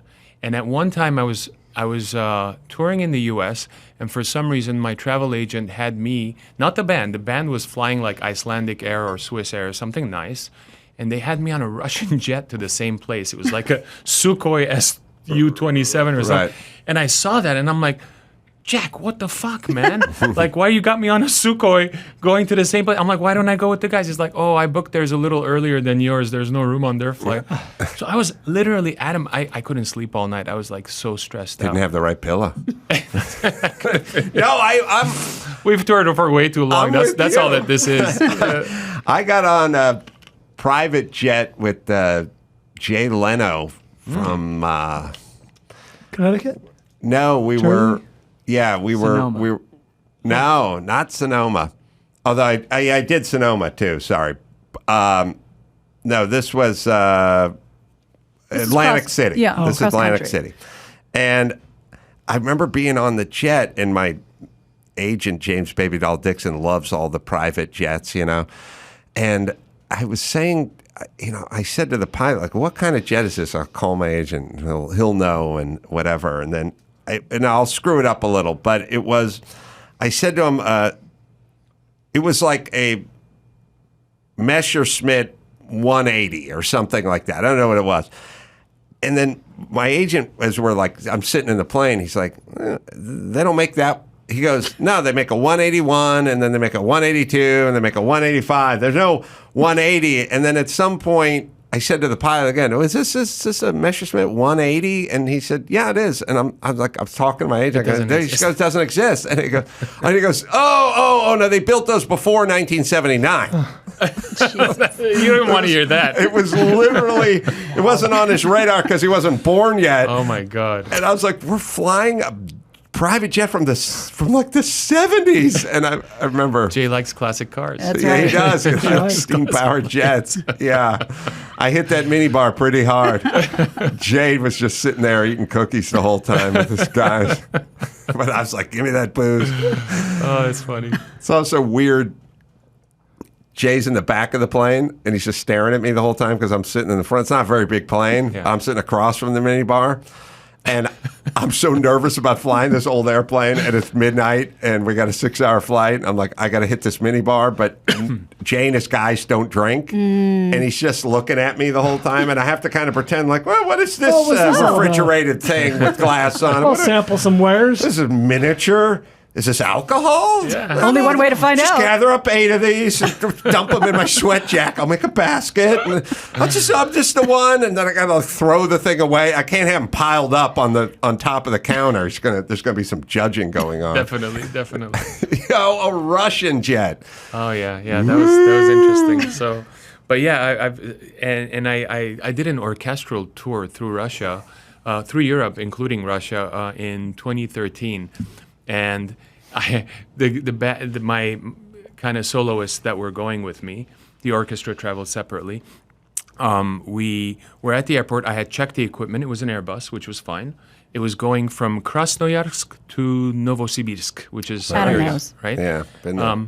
And so it was an Airbus, and then we get the tickets. You know how you go and you get your printout of the tickets, and they had changed it to an Antonov A24. Now, an Antonov A24, you're already laughing, but it is what they used to use to get coal miners to the coals, like 40-person airplane, like no AC, and we saw the jet. It looked like someone was doing barbecue on the wings, like it was all charred. Right. I literally hit up my fiance at the time, who's now my wife, and I go, she was in Armenia visiting family, and I go, I don't know how to put this to you, but if I don't see you, I love you. Like it was like that moment. I literally recorded the moment with the band and going, does everyone agree to be on this thing? Because I don't want to be morally responsible for your death. Like literally. The flight was so bad. It was so stinky and hot in there that I almost wish it went down, like halfway through. Get some fresh air. I was like, if this is going to go down, let it go down now because I can't take this anyway. It was really fucking bad. What is flying? I've never flown on Russian equipment. Is Russian equipment airplanes? Does it feel like a little off? Like I say, cartoons out of Canada. They feel a little bit off from the stuff Hanna-Barbera does. Well, like when you walk into the plane and it just seems a little off, or is it good? Aeroflot actually has great Boeings and Airbuses, and I've flown them, back and forth to Russia on tour and whatnot. So those are all fine. But these were old planes. These were really old planes. Where is System? Well, Armenia, but where else? What are the international spots where System of a Down is huge? All over. Nice. And none bigger than the next. Like some people go South America. I was just going to say, Brazil, huge. South America is always a big answer. Brazil is huge. South America's huge. Europe's huge. Giant concerts. What about Tokyo or anywhere? Not big cities like that? We've only been to Japan twice, and it was earlier in the band's career. So I think it's good, but not like Brazil. Fever pitch, or whatever. Yeah. Brazil seems to be the de facto answer for most bands, so maybe they're just into shit over there. Maybe they just like it. They like to Brazilians rock. are insane. Are they? I mean, in a positive way. Yeah, they're just absolutely lovely and insane. And they feel deeply. So if they're excited to be there, they're excited to be there. Yeah. I mean, it's like Italians, right? A lot of love, a lot of hands. Not my dad, but I get it. Other Italians. The passion, the cooking, the food, the Ferraris. It's like, not my dad, but I get it. Times 10 with Brazil. Really? Yeah. So you can feel that in a crowd. Sure. Versus, some Nordic country or something where people are like reserved. More reserved. Reserved. Yeah. Still, I mean, we're blessed in that sense that we've had the type of touring success and been able to really connect with people around the world and have, people loving the music, the stories, like like your story that you just told. Like, I love hearing those because I think, just make an impact on people. It's incredible. Yeah, music, it's so great because it's like transcends language, and then you can just go to Russia and Brazil. You can go everywhere with music. Comedy, to some degree, you can travel, but you can't really get booked in Russia. Yeah. Sure. All right, let's take a break. Serj, you going to hang out? We'll do a little news. We'll do that right after this. Well, now that they finally pulled the trigger on Twitter, it is just Twitter news nonstop. Elon Musk began major layoffs on Twitter Friday. The employees were notified in a company-wide email, and workers reportedly were instructed to go home, not go in the office as these cuts were going on. About half of Twitter's workers appeared to set to lose their jobs, according to these internal messages, though the final count may take some time, but it is a wide swath, it looks like. The employees who aren't fired are required to return to San Francisco headquarters. I think a lot of people working from home. Musk closed the offices in a preemptive move so that disgruntled employees wouldn't sabotage the systems and customer data. And apparently making way for a new kind of Twitter. According to the Washington Post, he's been floating this idea of launching a subscription plan that would compete with OnlyFans in like an X-rated Twitter version.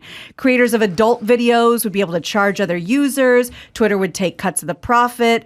And even though this is considered high risk, Musk appears to be fast-tracking this concept called paywalled video to get a quick influx of cash.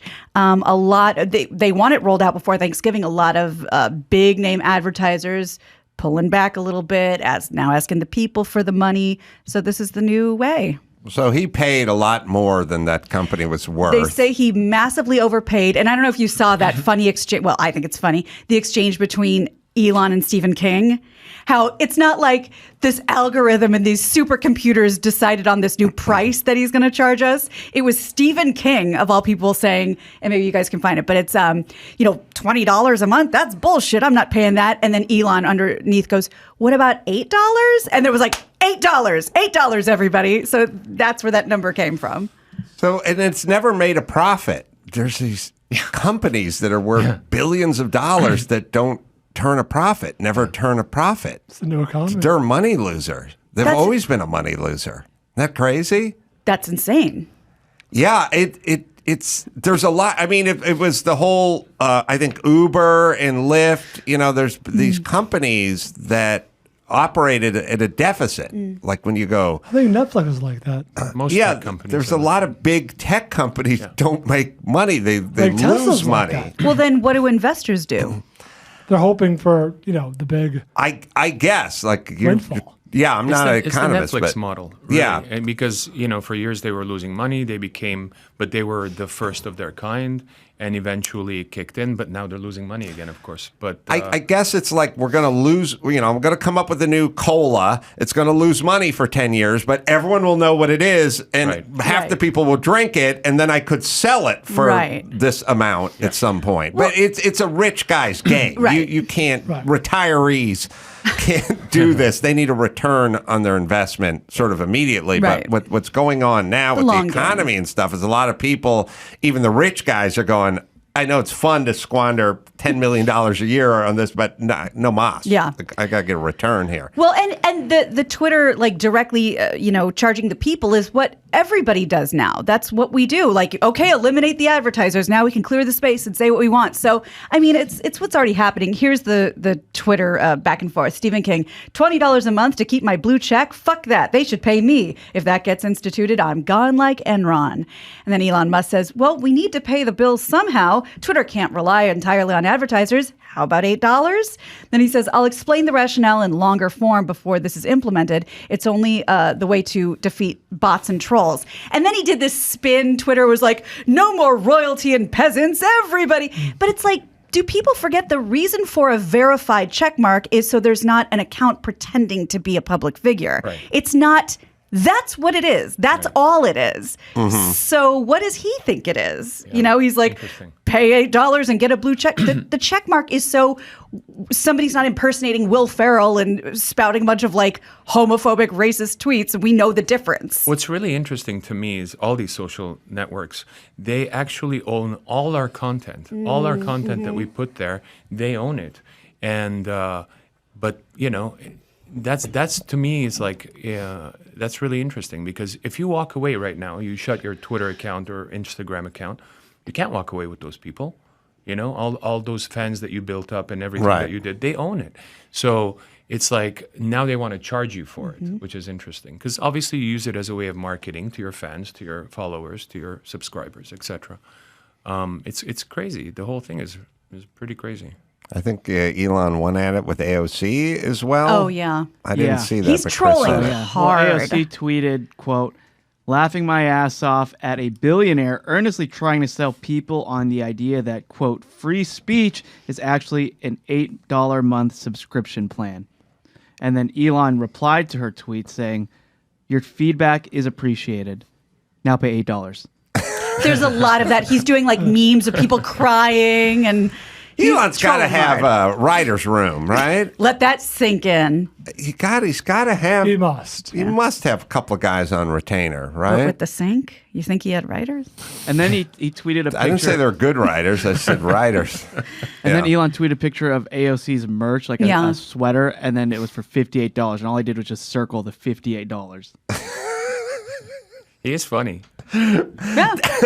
The problem is everybody has some footprint on social media, and you can't clap at someone without them doing a cursory search of whatever the fuck you said that you were wrong about COVID 10 minutes ago. Right. Pow! It's right there.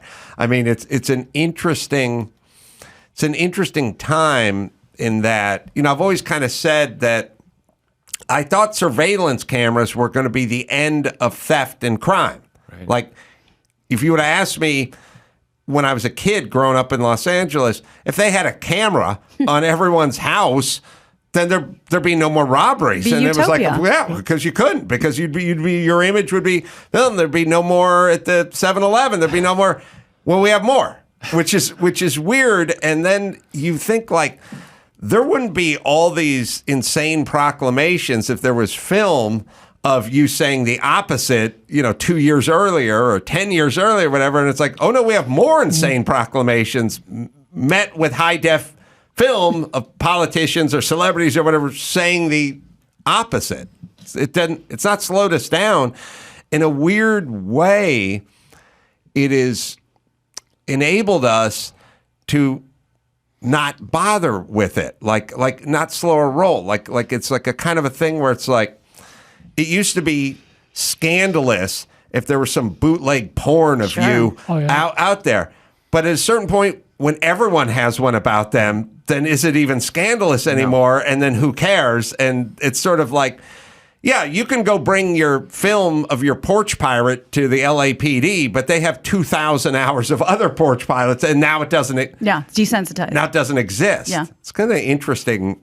It's an interesting time we're living in. It's a psychological change, The social media has brought huge psychological change to humanity. And, they should all be called I was right, because that's what it is. And the whole idea of opinions, like everyone's got opinions on everything, on your show, on my artwork, on my whatever. Like, should they? Really? Like, I mean. Well, you're right. But that's kind of the. They can have opinions, to Drew. But do I need to see them? No. I talked to Drew about this all the time, which is, I grew up with a kind of hierarchy, which is, if that guy was a physician, then you couldn't really argue with him about medical stuff because that guy's a doctor and you're a plumber or whatever it is. We had a kind of version of that. This guy's an expert. People had expertise and you couldn't really come at it. But then there was also a kind of a social expertise. Like when you say, this guy is really successful and has traveled the world and has, started these companies and stuff. Mm-hmm. Well, then who were you to get in that guy's face and for us to flip a coin over whether whose opinion was right or wrong? That guy's written books. Right. Wrote 5 books. You're on your couch. You can't do that. Yeah, you're on your couch. Your opinion doesn't count against that. Well, that's all been wiped away. Right. It doesn't really matter if you're Dr. Drew or Elon Musk or surfing your fucking friend's futon. We got the same vote, and we got different opinions, and they're equal, and we're sharing them. Yeah. Which is an interesting time. It is. Probably not a good time. Nope.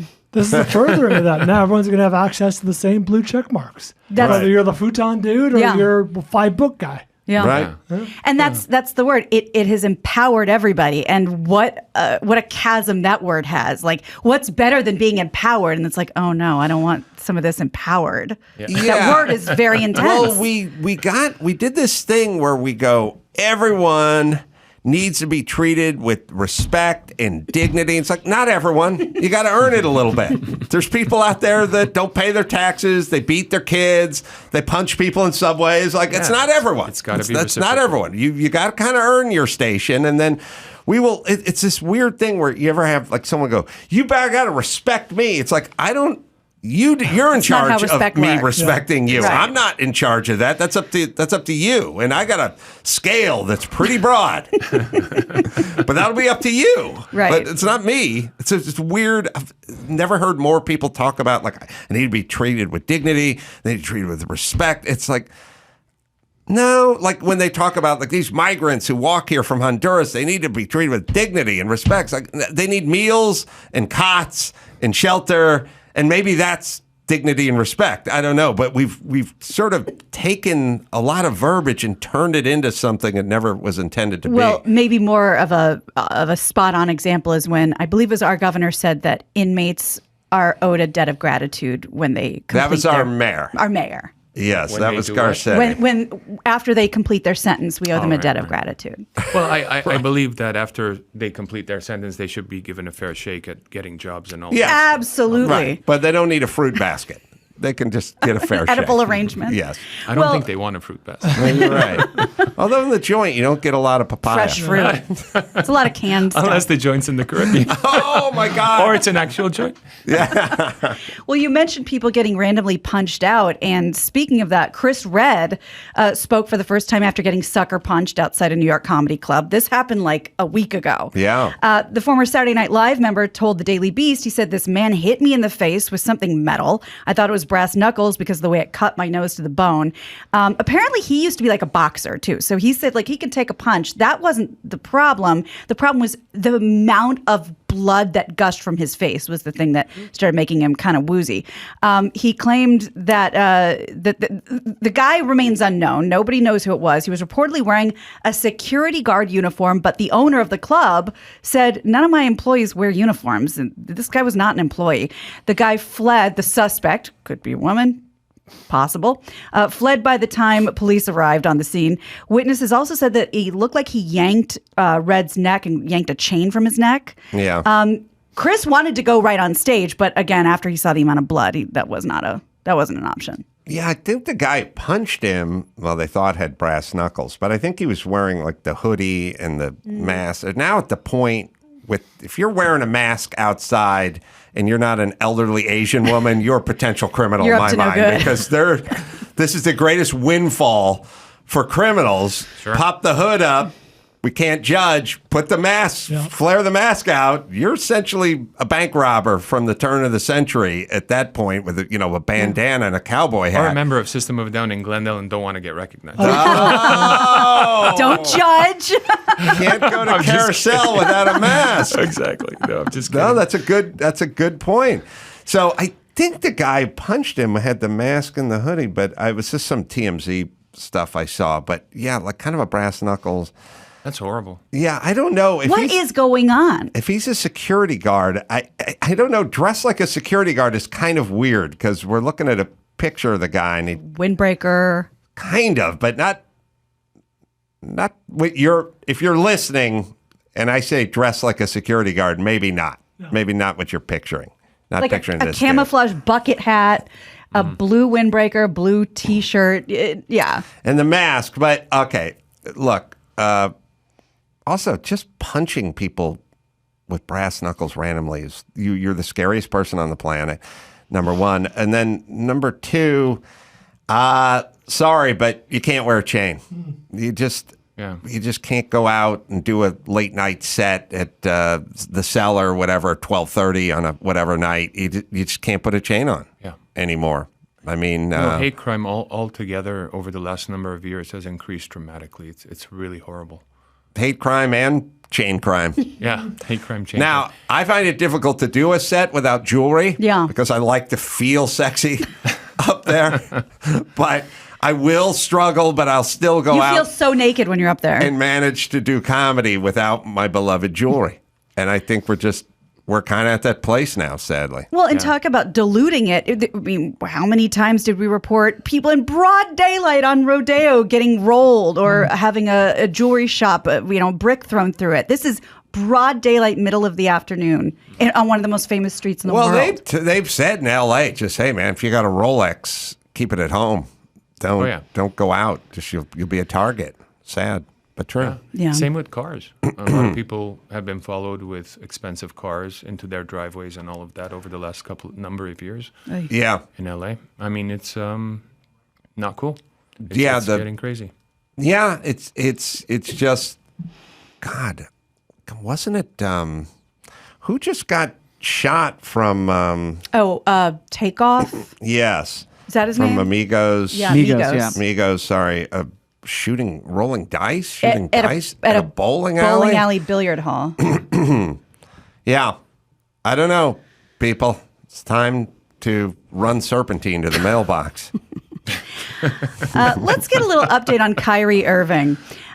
Brooklyn Nets basketball player and NBA All-Star Kyrie Irving has issued an apology after promoting a film called Hebrews to Negroes, Wake Up Black America, that features ideas like Jews stole the religious heritage of black people and have engaged in a cover-up to prevent black people from knowing their true identity, and that Jews falsified the Holocaust in order to conceal their nature and protect their status and power. When first asked to apologize, Irving said he wasn't going to stand down, but after being suspended indefinitely without pay, it seems he's had a change of heart. He says he denounces the hateful words from that documentary. Irving gave this 3.5-minute press conference on Thursday regarding what happened. Here's just the last 30 seconds of it. Any label that you put on me, I'm able to dismiss because I study. I know the Oxford Dictionary. You look it up, right? It's one of the biggest mistakes I had in being a kid was not knowing European or Western language until I started looking it up and understanding the definitions and why they say, if you want to trick a black person, put it in a book. I was wondering my whole life why they said that. Now I'm 30 years old and I know reading is a superpower because it helps me understand where I'm going and where I come from, like a tree with roots. That didn't feel like an apology. Was it? The apology was on Instagram. Yeah. No follow-up question on Instagram. Oh, okay. Yeah, this was 3.5 minutes of just sort of pontificating. I miss like the Muhammad Ali, Nipsey Russell pontificating when shit rhymed, you know? Sure. It's kind of entertaining. This is now just kind of all over the road, you know? Yeah. I miss the old school where shit rhymed. Social media, the rise of social media and the rise of hate crime is congruent. Yeah. So I know this question is a little played out, but I think about it now more than ever. Are we as a society better off having had the internet or not? Would it be a better world? Question. And that's the thing. I will answer this way. I feel like every person who had a childhood pre-internet had a better childhood. Not a more convenient childhood. Right. I agree. Not necessarily an easier childhood. Right.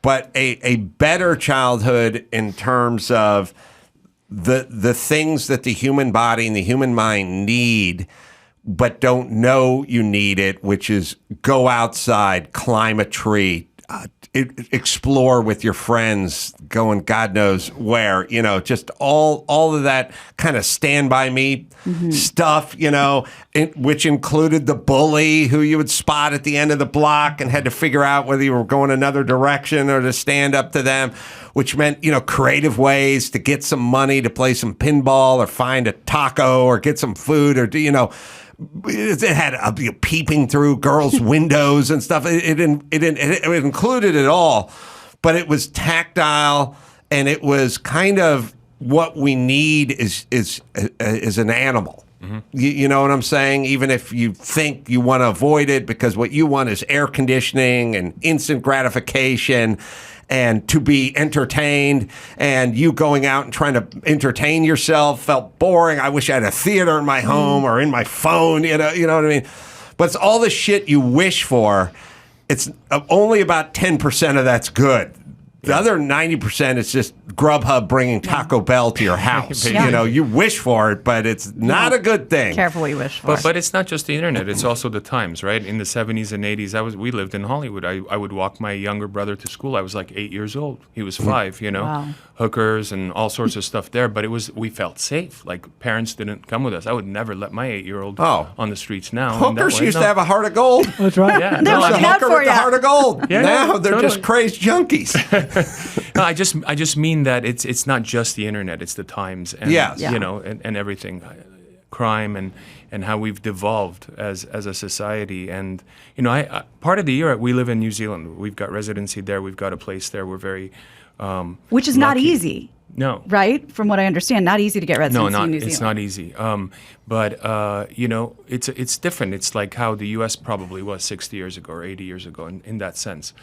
Kids are on the streets playing. There's not that fear. Yeah, there's craziness. pockets. Yeah. See, the thing, it is interesting. I tell people all the time, I live with Armo hero Mark Garagos in the same neighborhood. Do you know Mark? I do. Okay. Yeah. Yeah. All the Armos love each other. White people, we don't roll that way. We got plenty of people I don't like. There's very few of us. That's why. They're all heroes. Oh, Era Parsegian is the greatest coach ever.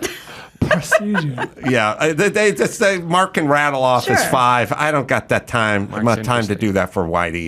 Sure. There's too many.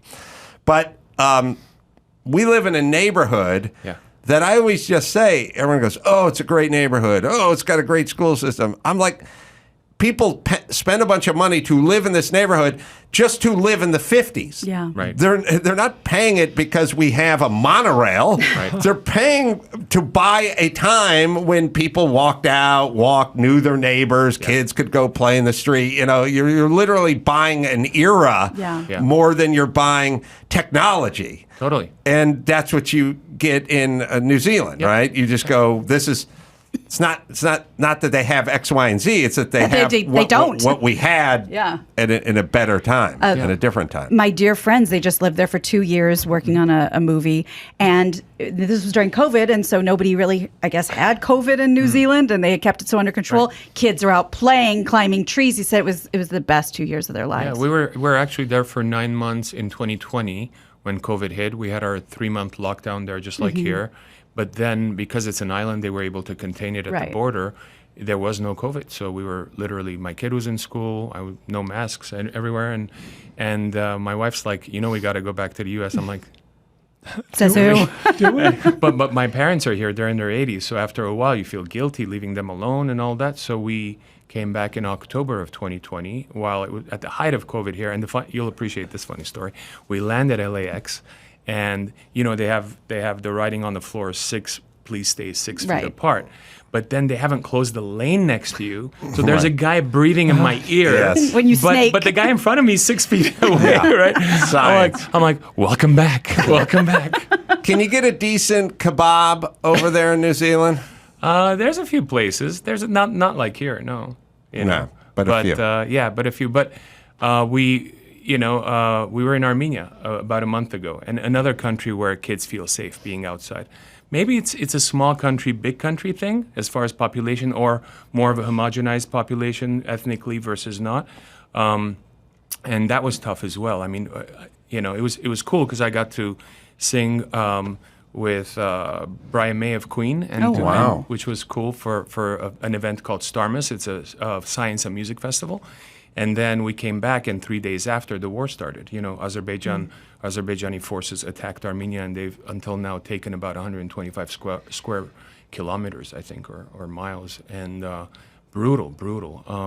So a lot of what I do and band guys do is try to get awareness out, having to do with Armenia and everything that's going on. And we talked about racism and hidden racism. Azerbaijan is a country where in kindergarten, they teach you how to hate Armenians. In kindergarten. Like as a national policy. I didn't figure it out until I was in my early 20s. Well, the guy wouldn't bring us the food. It took you a while. It took you a while. No, I always bust Garagos's chops because... as you're walking the dog. No, I do. I literally see him out. He's out circumnavigating that neighborhood. His wife's out there, beautiful. I saw her once. I spotted her from 200 yards away just walking, and she bent down. She picked up some garbage, and she just walked with it in her hand until she found a trash can. And I was like, I love this woman. That's a good sign. Like we talk about those keepers or being attracted to someone, seeing someone kick a dog or something. That's a deal. Yes. All right, let's bring it home, Gina Grad. You got it. I'm Gina Grad, and that's the news. Gina Grad. That was the news with Gina Grad. The EP, Perplex Cities, you can find wherever you listen to music. It is out as we speak. And also, where should people go if they want to find out tour dates and things of that nature, just what you're up to, Serj? I guess website, social media, under my name, Serj Tankian. I don't really have much tour dates, but I do have a few things planned for next year coming up. Good to see you, my friend. Good to see you, after brother. all these years, Serj Tankian. And me, Tucson Rialto Theater, coming up December 15th, and then Tempe Improv, December 16th and 17th, and we're doing our Workin' Blue tour with John Popper coming up in Dallas, January 20th and 21st. Just go to AdamCarolla.com for all that. And until next time, it's Adam for Serj and Gina and Bald. Oh, and Sonali saying mahalo.